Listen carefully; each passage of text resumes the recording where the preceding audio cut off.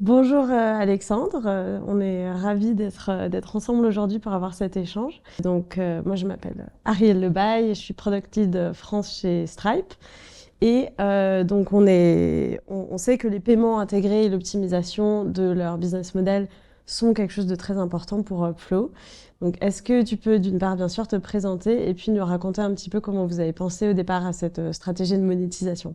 Ouais, très bien. Bah, écoute, merci beaucoup de m'avoir invité. Donc, je suis Alexandre Louzy, je suis le cofondateur et CEO de Upflow. Upflow qui est une fintech qui a démarré à l'origine en France. On a démarré mais il y a maintenant 6 ans. On a démarré en France et maintenant on est présent, on a des clients dans 40 pays. On a surtout une grosse partie de notre activité qui était aux États-Unis. Je reviendrai plus tard sur pourquoi est-ce que c'est important dans le sujet des paiements. Mais Upflow, qu'est-ce que c'est en quelques mots? C'est une plateforme en fait qu'on appelle de cash collection donc pour les entreprises B2B. Donc c'est tout simplement pour aider les entreprises à mieux se faire payer par leurs clients. Et dans la stratégie dont tu parlais, en fait, il y a deux aspects. C'est que le démarrage en fait, sur cette partie d'aider les entreprises à se faire payer, à la base, c'était uniquement une solution logicielle, donc du software. L'idée, c'est quand vous êtes un business, vous allez avoir des milliers de factures avec parfois des milliers de clients.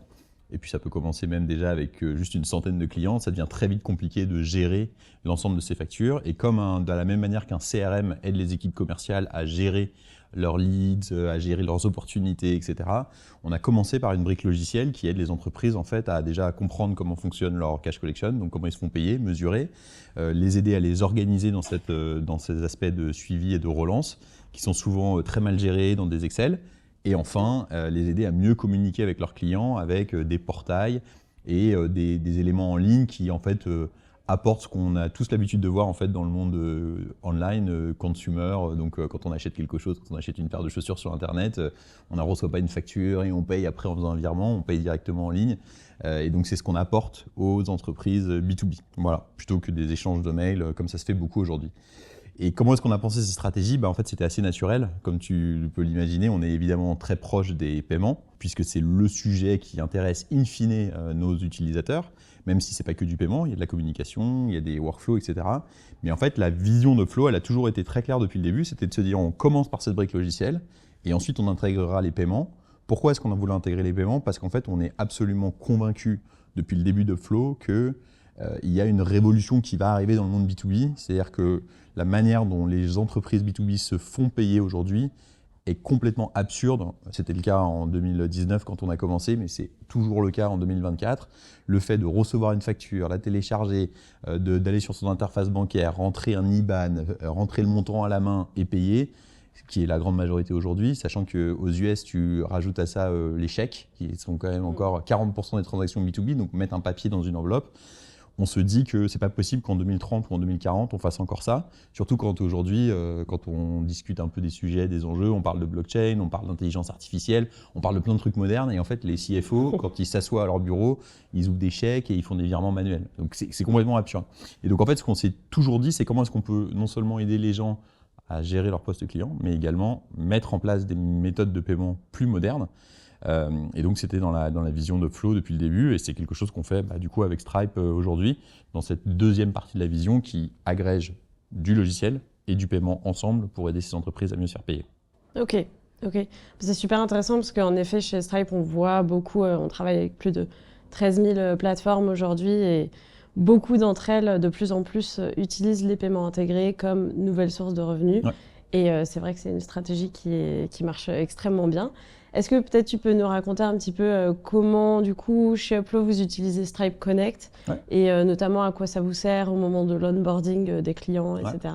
Alors déjà, ce qui est important peut-être à rappeler, c'est qu'avant même d'être une stratégie de monétisation, c'est déjà une stratégie produit. C'est vraiment se dire comment est-ce qu'on arrive à intégrer dans nos produits logiciels une brique de paiement. D'accord? Donc ça, même sans la monétiser, et pendant longtemps d'ailleurs on ne l'a pas monétisé, c'est vraiment l'enjeu, c'est comment est-ce qu'on arrive à apporter à ces utilisateurs des briques de paiement. Et ce qu'il faut bien comprendre, c'est que le paiement en lui-même, les rails de paiement qui sont utilisés, que ce soit de la carte, du direct debit, de l'ACH aux US, c'est pas ça la révolution, c'est pas ça que les gens ont vraiment l'impression de découvrir en se disant « Ah, c'est génial, on peut payer par carte ». Le vrai problème et le vrai enjeu de nos utilisateurs, c'est comment est-ce qu'ils les mettent à disposition. C'est comment est-ce qu'ils font pour dire mes clients américains, je leur donne du paiement par carte, mes clients français, je veux les mettre en prélèvement, mes clients anglais, je veux faire du BACS. Et tous ces éléments-là, quand on est une société multinationale dans plusieurs pays, c'est ça qui est compliqué.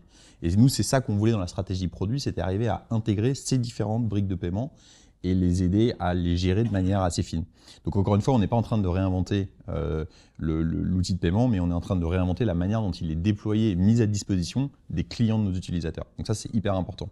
Et en fait, pour répondre à ta question sur comment est-ce que ça s'est déployé, ça a été assez progressif. C'est ça qui a été d'ailleurs très chouette avec Stripe. C'est que déjà, comme nous, donc on a le gros de notre chiffre d'affaires maintenant, il est aux US, et donc le gros de nos utilisateurs, ils avaient déjà des comptes Stripe. Ça, c'était un premier aspect. Et donc ça, c'est hyper important. Ils avaient déjà des comptes Stripe, mais ça ne voulait pas dire qu'ils savaient vraiment comment gérer des stratégies de ce qu'on appelle, nous, le Payment Mix Optimization, qui est de se dire comment est-ce que tu arrives à dire, bah, là, j'ai des clients qui me paient encore par chèque, comment est-ce que j'arrive à les passer sur de la carte ou du paiement online. Et donc, c'est ça qu'ils avaient du mal à faire. Et donc, comme ils avaient déjà des comptes Stripe, nous, très rapidement, en fait, ce qu'on a réussi à faire, c'est grâce à Connect, c'est intégrer leur compte Stripe dans notre produit à nous. D'accord ? Donc juste de se dire, voilà, tu peux, si je suis l'utilisateur, par exemple Lattice, qui va utiliser Upflow aux US, ils ont un compte Stripe, ils ont Upflow, ils vont pouvoir connecter les deux et de manière seamless, nous, dans notre produit, on leur permettait de mettre à disposition de leurs utilisateurs et de leurs clients ces méthodes de paiement, mais dans des workflows qui sont des suivis de relance, de l'envoi de factures, la troisième relance, permettre à leurs commerciaux de mettre ça à disposition. On a des embeds de portal dans leurs applications. Enfin, c'est vraiment plein de choses qui leur permettaient de manière plus fine et plus simple mettre à disposition ces moyens de paiement. Donc ça a été la première étape, ça a très bien marché. C'était le moment où on ne monétisait pas, mais c'était déjà là, c'était disponible.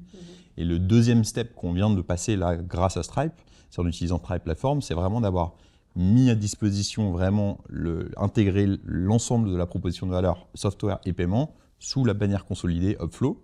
Et donc ça veut dire qu'aujourd'hui, nos utilisateurs, ils achètent directement à Upflow à la fois la partie de logiciel, donc un abonnement SaaS, et à la fois les services de paiement. Donc du coup, ils ne contractent plus avec Stripe, mais derrière, c'est quand même Stripe qui nous permet d'opérer notre infrastructure.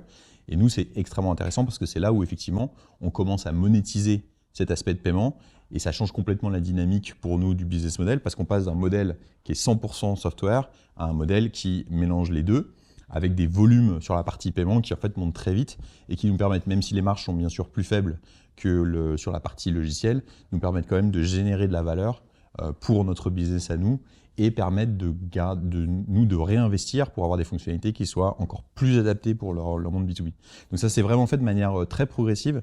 Et ça a été d'ailleurs l'un des grands atouts, je pense, du fait de travailler avec Stripe, c'est que ça nous a permis en fait d'aller de manière progressive, et notamment pour une petite société comme nous qui avons peu de moyens, de ne pas avoir besoin de faire des investissements énormes au tout démarrage, quand on ne sait pas si les utilisateurs vont utiliser nos produits, si ça va bien répondre, etc.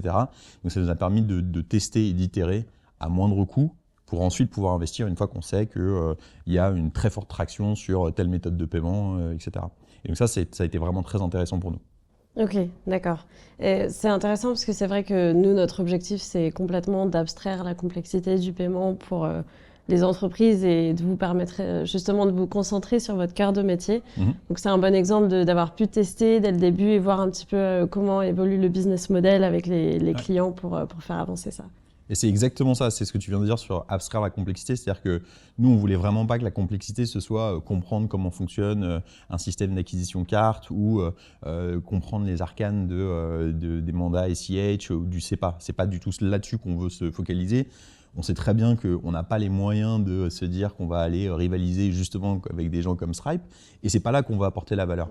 Nous, notre valeur, elle est justement dans l'agrégation de ces deux services, d'être capable d'agréger un outil de logiciel avec notamment une partie de workflow avec ces briques de paiement et justement savoir marier les deux au bon moment, au bon endroit pour le bon use case.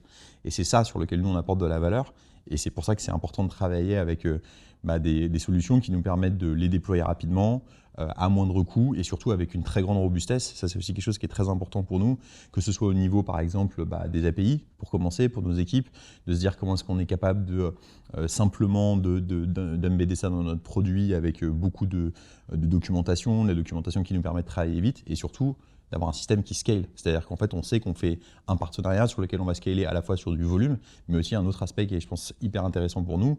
On est présent dans 40 pays, c'est aussi sur la géographie. C'est-à-dire qu'en fait, tu n'as pas envie de te dire on a fait en plus au démarrage d'Upflow, on a fait parfois ces choix qui étaient de travailler avec des acteurs locaux.